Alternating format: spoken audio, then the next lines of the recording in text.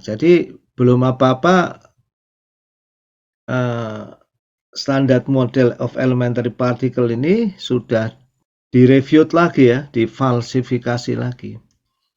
Dan masih ada tantangan yang lebih besar, bahwa ternyata semua teori kita tentang teori atom, semua teori kita tentang partikel subatomik seperti boson, fermion, dan standar model tadi itu baru menjelaskan 5% semesta material ya. Semesta material yang kita huni. Karena belum bisa menjelaskan fenomena dark matter yang diperkirakan itu 27% dari semesta material ini, dan dark energy ya yang 68%. Jadi ini masih merupakan next challenge of science ya, physical science of physics ya, sebagai sebuah bidang sains yang berupaya untuk menemukan realitas ontologis ya, dan menemukan realitas matematis, menemukan apa sebetulnya yang ada di balik alam materi ini, apa yang sebetulnya ya kalau saya gampangnya ngomongnya ini lebih mirip pencarian ontologis kaum fisikawan ya, untuk memenuhi hasrat curiosity manusia untuk mengetahui tentang semesta material yang ia huni. Ini saya garis bawah ya, karena sampai sekarang belum bisa dibuktikan bahwa interaksi di alam yang lebih tinggi seperti biologi itu bisa 100% dijelaskan oleh hukum-hukum fisika, belum ada bukti ya. Jadi secara saintifik tertolak untuk mereduksi bahwa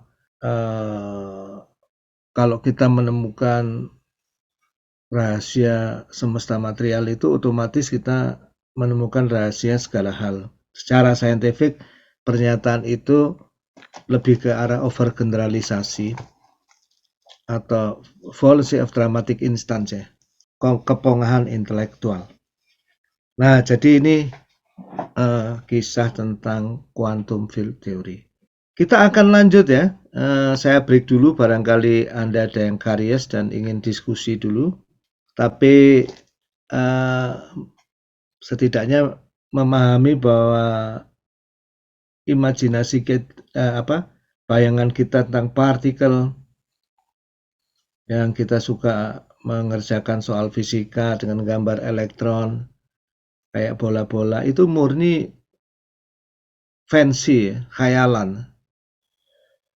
Sekarang itu betul-betul suatu gagasan yang tidak bisa dipertanggungjawabkan secara ilmiah.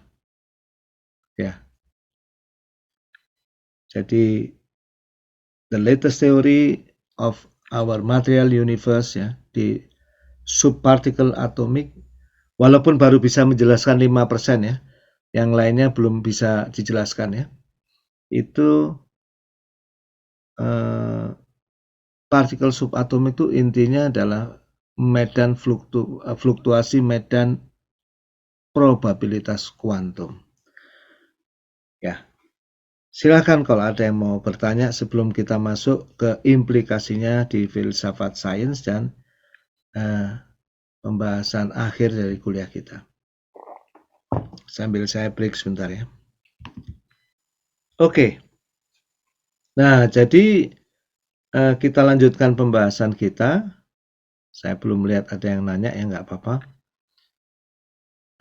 Quantum weirdness ya, kebingungan kuantum itu menurut pengamatan saya sebetulnya bisa dipandang sebagai sebuah krisis dalam filsafat sains. Sebagaimana dalam sains itu sendiri, ketika teori-teori sains itu sudah nggak bisa menjawab, muncul krisis. Jadi kegalauan kuantum atau quantum weirdness ya, menurut saya krisis dalam filsafat sains ya. Itu judul yang saya ambil, itu makalah tahun 2021, masih aja dibahas itu ya. Wah, intinya dua tokoh besarnya itu ya, Einstein itu local realism, sedangkan Niels Bohr itu anti-realism, Anti-realism itu ya bisa dianggap, dia disebutnya instrumental anti-realism. Artinya apa? Ya buat Bohr itu kita nggak perlu tahu ya realitas itu apa adanya.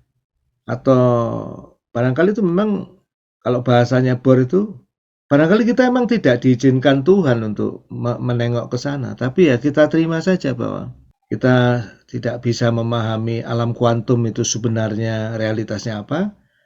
Nah, kita baru bisa pada saat melakukan eksperimen, muncullah sesuatu yang kita sebut jarak, posisi, momentum, dan lain-lain. Nah, sementara Einstein itu percaya bahwa realitas itu ada ya, naif reality sebelum kita ukur itu realitas objektif apa adanya itu ada. Jadi ini sebuah masalah filsafat. Sebetulnya di sini sains betul-betul bertemu dengan filosofi dan ada simalakama quantum field theory. Di satu sisi dia menghasilkan prediksi-prediksi yang luar biasa, bahkan penerapan teknologinya juga luar biasa. Buah simalakamanya di mana?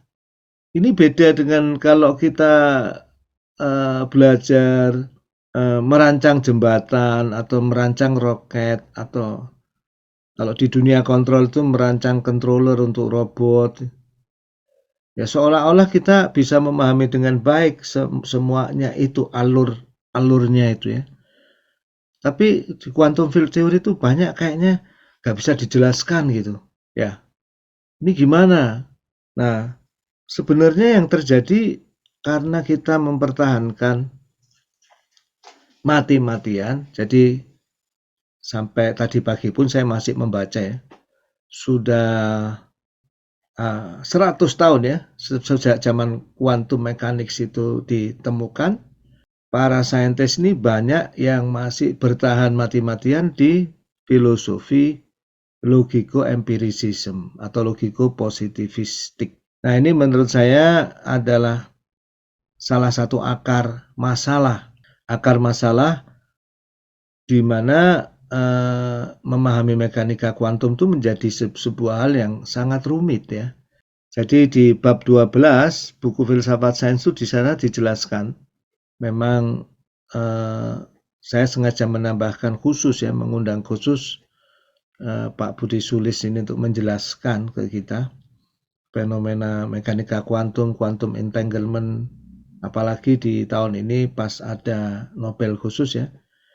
Karena itu sangat diperlukan untuk menjelaskan bab 12 ini. Ya, dampak mekanika kuantum ke filsafat sains dan filsafat itu jauh lebih tinggi ketimbang relativitas khusus maupun relativitas umum ya. Salah satunya adalah karena dia menghantam langsung core-nya logiko-positivistik. Logiko-positivistik ini pada dasarnya ada 5 aksioma dasar. Ya, ini sebetulnya sudah pernah dibahas Pak Angger, ada 5 paradigma penelitian ya. Kita waktu itu bahas bersama. Yang pertama logiko-positivistik. Kebanyakan saintis dan engineer itu sampai sekarang masih terjebak dalam logiko-positivistik, apalagi sains alam ya. Dan masih belum menyadari jebakan trap dari logiko-positivistik. Di satu sisi dia adalah alat yang sangat efektif untuk mencapai progres-progres sains pada saat itu ya, mungkin tahun 1800-an. Di sisi lain itu menjadi jebakan buat umat manusia dan para saintis ini untuk maju. Kita bahas sekilas ya. Ini sebenarnya sudah pernah kita bahas ya, logiko-empirisism ini adalah pandangan yang mengatakan bahwa sesuatu itu bermakna kalau terukur ya, kalau dia bisa terobservasi. Segala sesuatu yang tidak terobservasi itu meaningless, nggak punya makna, nggak punya nilai untuk kita bahas. Nah, itu logiko-empirisism.